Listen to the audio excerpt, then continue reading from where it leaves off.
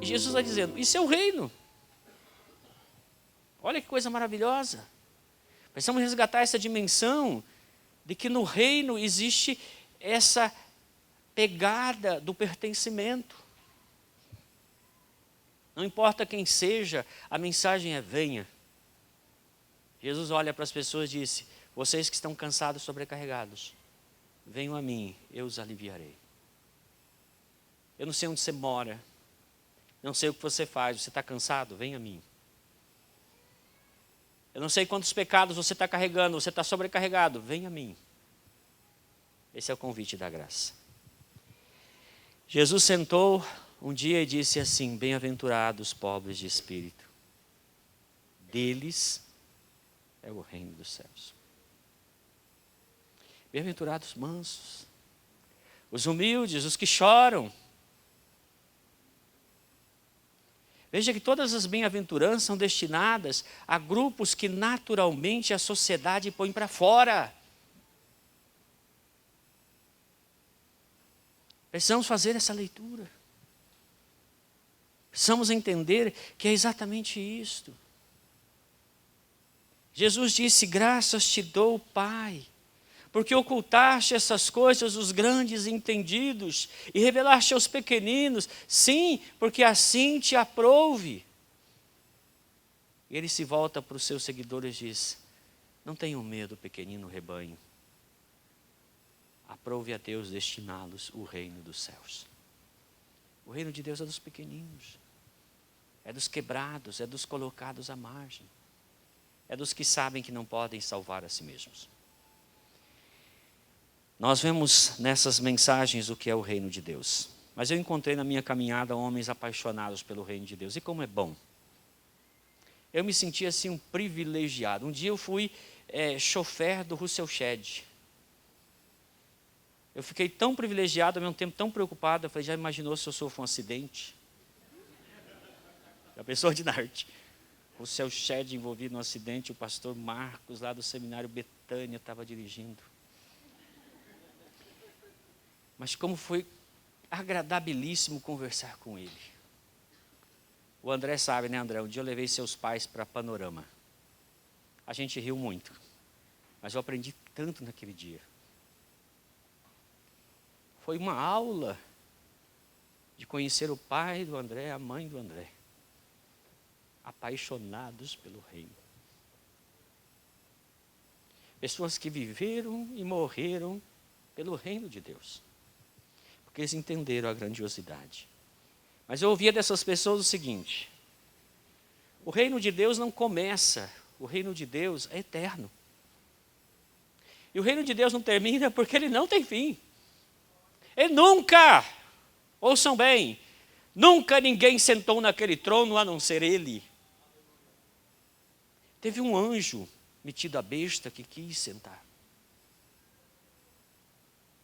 Hoje ele senta no mais profundo abismo. Porque o reino de Deus está sobre tudo e sobre todos. E Jesus disse, o reino de Deus está entre vocês. E quando nós pregamos o evangelho, a primeira coisa que temos que fazer é, o reino de Deus chegou a este lugar. Igreja. É muito interessante que Jesus vai anunciando o reino. E de repente, numa conversa com os discípulos, ele diz assim, eu estabeleço a minha igreja. Aí você fala, mas já tem um reino, por que igreja? Paulo tem uma visão muito interessante da igreja. Paulo vê a igreja como uma embaixada. A embaixada é uma representação de um reino num lugar onde não é exatamente o território daquele reino. Ou pelo menos temporariamente existe o império parasita lutando contra o reino de Deus. Vai chegar um dia em que um anjo vai dizer assim, agora o reino pertence a Deus e a seu Cristo, e ele reinará para sempre. E nessa hora então o reino parasita será lançado fora, e o reino permanecerá. Eclesia significa comunidade dos chamados para fora. Nós somos chamados do mundo para Deus. E ela é um sinal do reino. Vamos usar essa expressão aqui e explicar. É muito comum, dentro da fraternidade teológica latino-americana, essa expressão e precisamos explicar. Onde está a igreja? Há uma miniatura do reino. Se lá na sua casa o nome de Deus é santificado, a vontade de Deus é feita, o reino já veio lá. Na igreja o reino está.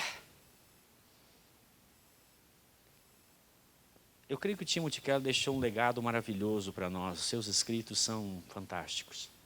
Eu li o Deus Pródigo, um livro muito bom.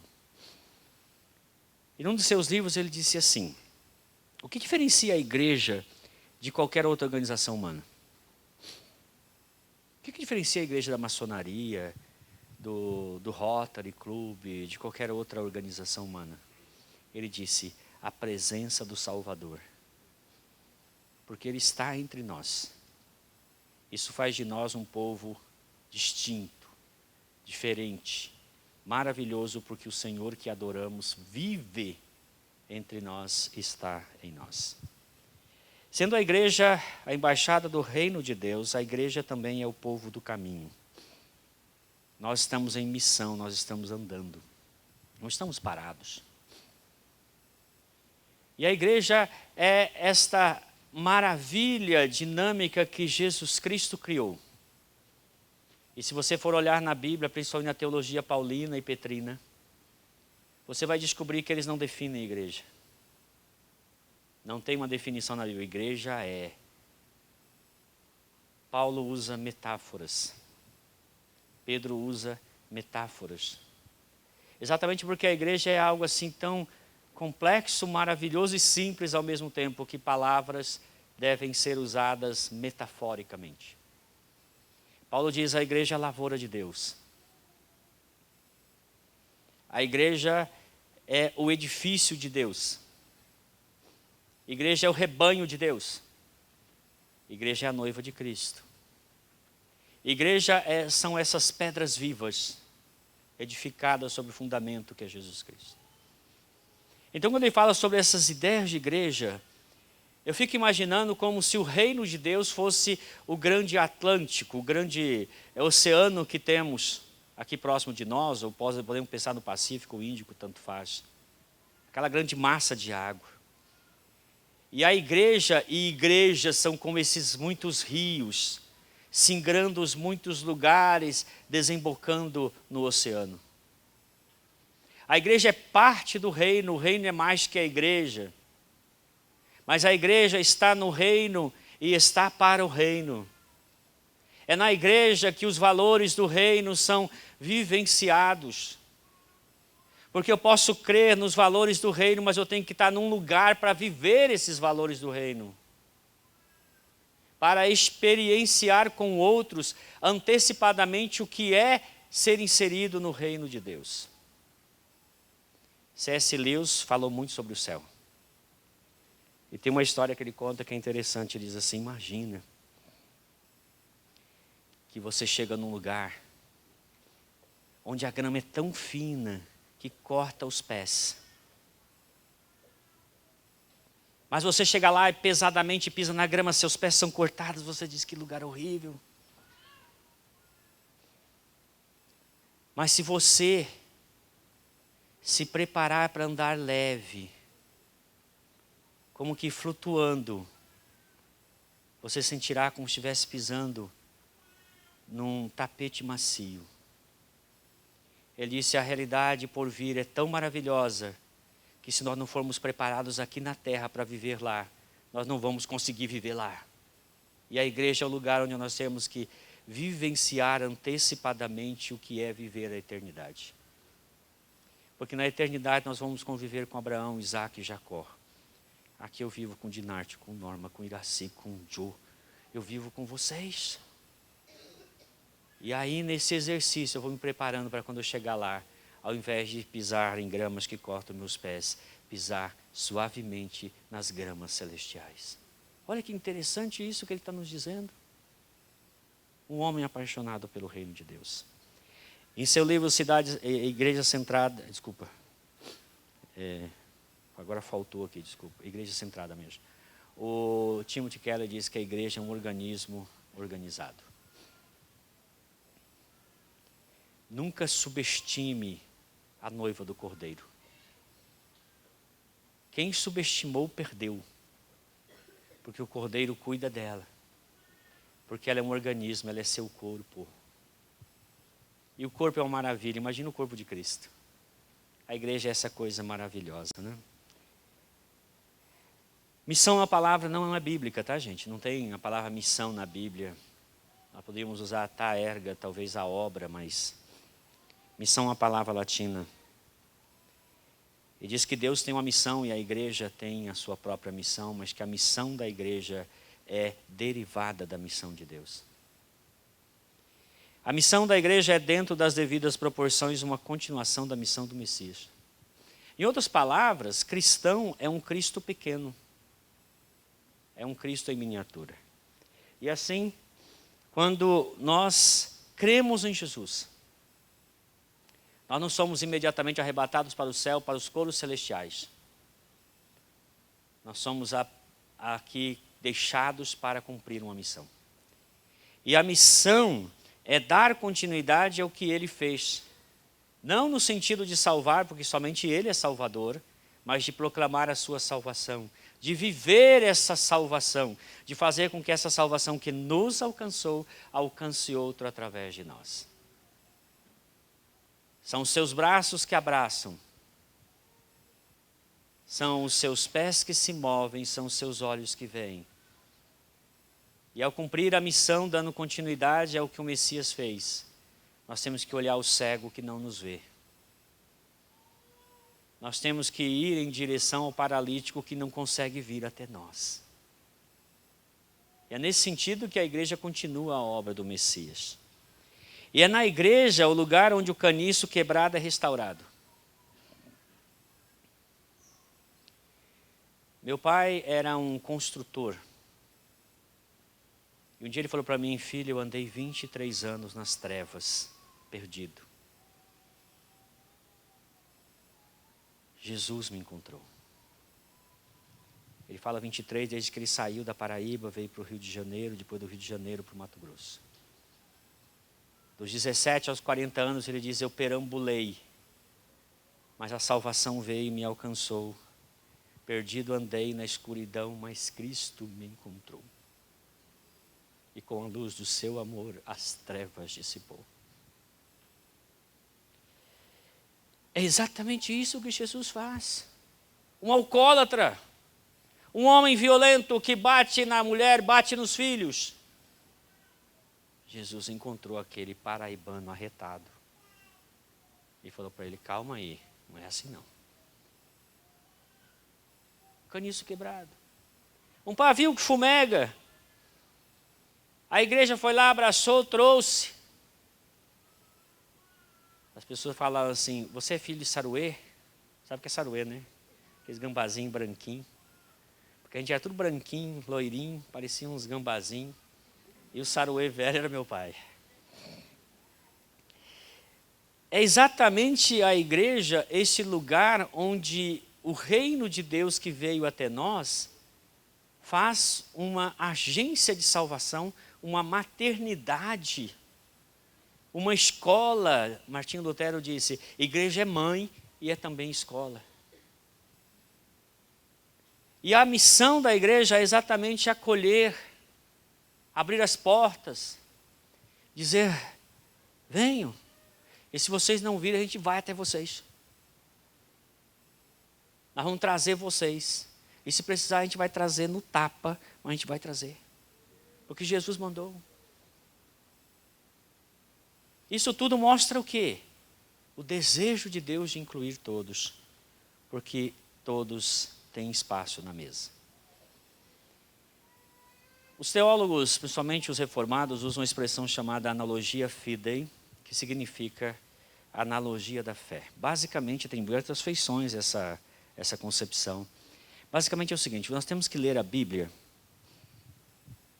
e depois de lermos a Bíblia, olhar para a realidade e dizer, o que dali se aplica plenamente aqui? Quais são os princípios ali que se aplicando aqui são adequados? Que palavras lá expressam realidades aqui? No Antigo Testamento nós falamos que havia mandamentos de misericórdia. O órfão, a viúva e o estrangeiro. É representativo, eu sei que existem órfãos que de alguma forma receberam heranças e já não precisam de um recurso, nem mesmo do Estado. Há viúvas que estão perfeitamente amparadas, mas naquela época não era assim. O que esse grupo representa significa aqueles que não podem resolver seus próprios problemas. Aqueles que de alguma forma dependem de outros. Aqueles que não se bastam. E aí nós olhamos para a sociedade nossa e falamos, onde é que está esse pessoal? Onde é que está essa gente que fisicamente, economicamente, mentalmente, em termos de psique, psicologicamente não estão bem? Que precisam de um apoio, que precisam de uma ajuda, precisam de gente que abraça, gente que está ali com eles, gente que acolhe, gente que às vezes só diz assim, meu filho, porque muitos nunca ouviram essa expressão. E a igreja tem que estar atenta a isto.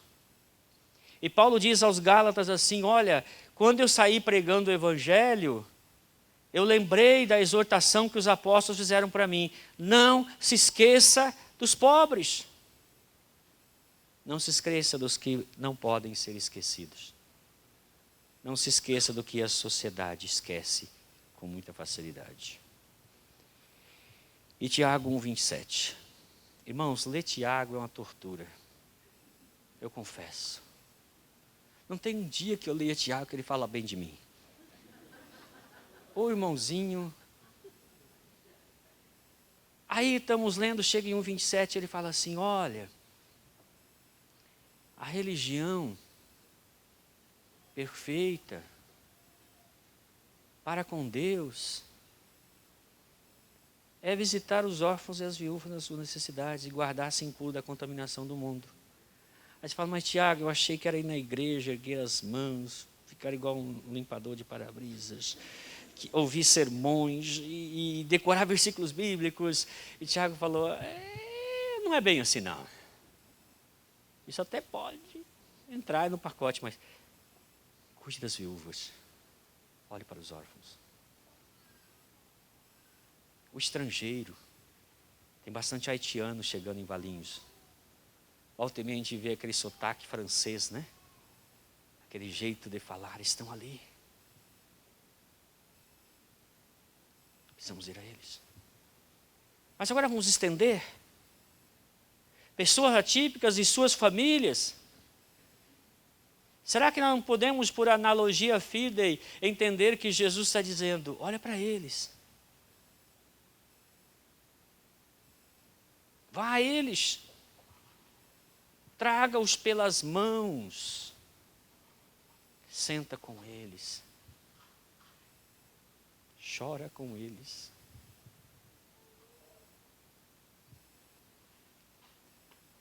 Vamos chorar, né? Deixa eu contar uma história para vocês.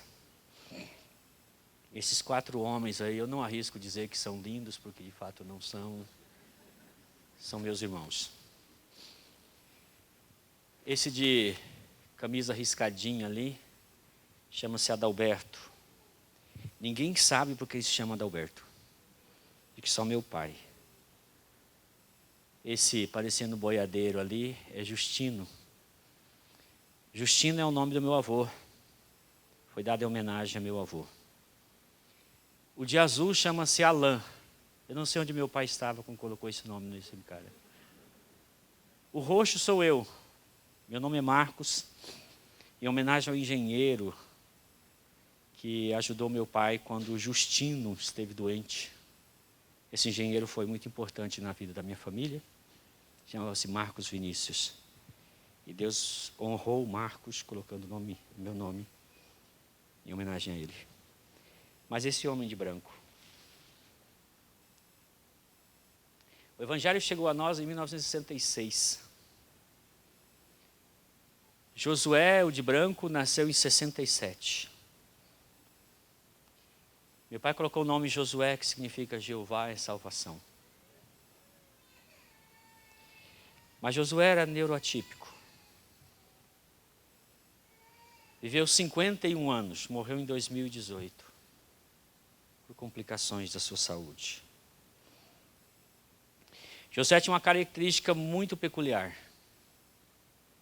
Ele só saía de casa com meu pai. Não adiantava falar, Josué, vamos na esquina. O pai falava assim, vamos pescar lá no rio, a 30 quilômetros, vamos a pé. Ele ia. Onde meu pai ia, ele ia. Às vezes meu pai falava assim, não, hoje você não vai. Senão ele ia atrás. Entrava no carro, ele entrava junto. E graças a Deus que meu pai às vezes ia para a igreja. Quando tinha os cultos no domingo lá, ele ia na igreja. E o Josué com meu pai. E o meu pai arrumou uma Bíblia velha para o Josué. Daquelas assim que a ortografia era antes de 1968. E ele ia no culto, Igreja Batista do Guanandi. E ele abria a Bíblia em qualquer lugar. E cantava com as pessoas. As palavras não eram muito bem articuladas, mas ele cantava junto. E aí quando ele voltava para casa, ele ficava no quarto dele, ele pegava a Bíblia, abria, às vezes estava de cabeça para baixo. Não importava. E ele cantava hinos que ele ouviu na igreja. E ele emendava a Bíblia, fazia um purpurri assim. Do dó ele pulava para o sol sem maior dificuldade. E aí então ele cantava canções, e uma delas eu me lembro que ele cantava reiteradamente. Essa canção dizia, no céu, na terra, que maravilhas vai operando o poder do Senhor. Mas seu amor aos homens perdidos, das maravilhas, é sempre a maior. Ele cantava isso a plenos pulmões, desafinado mais que eu, mas cantava de coração. Josué faleceu, como eu disse, e eu falei para o meu irmão mais velho, eu falei, rapaz, quando você disse que o Josué morreu,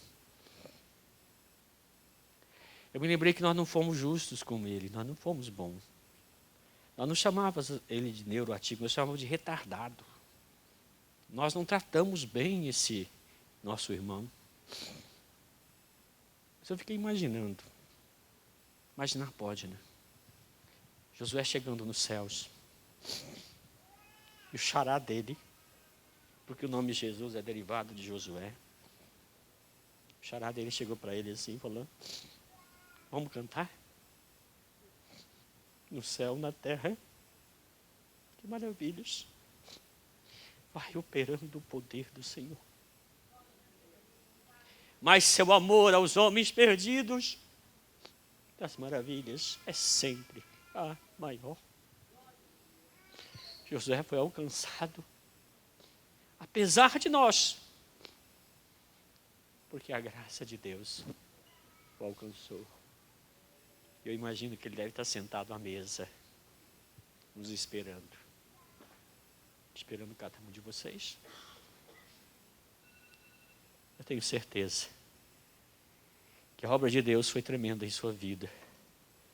E quantos Josués por aí, precisando entender que o amor de Deus pelos pecadores das maravilhas é sempre a maior. Oremos. Deus, eu te agradeço por Jesus. Antes de mais nada.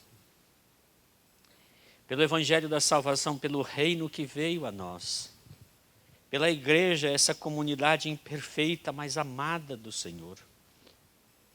Ó Deus, pela missão que nos deste de trazer Josués para a mesa. De fazer com que outros reconheçam que o teu amor pelas almas perdidas das maravilhas é sempre maior. Ajuda-nos, nós estamos patinando, nós estamos começando, mas nós queremos avançar. Inspira-nos motiva-nos, direciona-nos, capacita-nos. É tudo o que pedimos, pois como nós cantamos, é por Ti que queremos viver, é por Ti que queremos gastar nossa vida. A Ti oramos em nome de Jesus. Amém.